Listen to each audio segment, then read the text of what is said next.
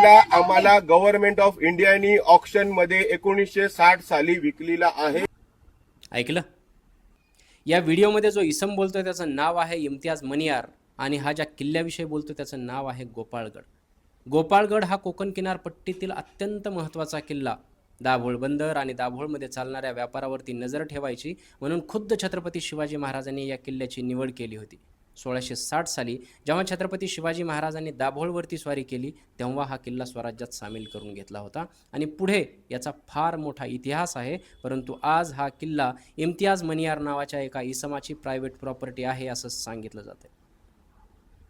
छत्रपती शिवाजी महाराजांनी आपल्या शूरवीर मावळ्यांनी रक्ताचा सडा टाकून या स्वराज्याचा नकाशा उभा केला, ज्या नकाशात जवळपास 350 किल्ले होते. छत्रपती शिवाजी महाराजांनी त्यांच्या संपूर्ण हयातीत 350 किल्ल्यांपैकी एकाही किल्ल्याला हा किल्ला शिवाजीराजे शहाजीराजे भोसले यांचा आहे असं सांगितलं नाही, कारण ती स्वराज्याची प्रॉपर्टी होती. आणि ही स्वराज्याची प्रॉपर्टी आज आमचा प्राण आहे, आमची प्रतिष्ठा आहे, आमची अस्मिता आहे.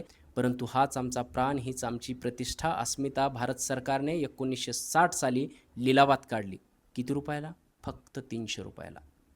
1960 साली याच मनियार कुटुंबाने भारत सरकारकडून हा किल्ला फक्त 300 रुपयाला विकत घेतला. 7 एकरचा भूखंड.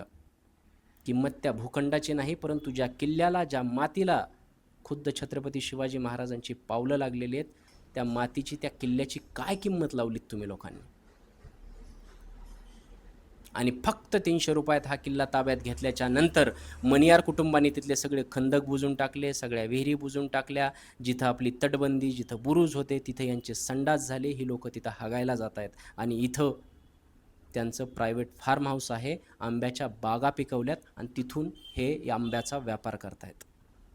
300 रुपये.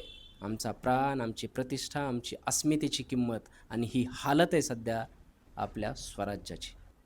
बोला काय करायचं आता.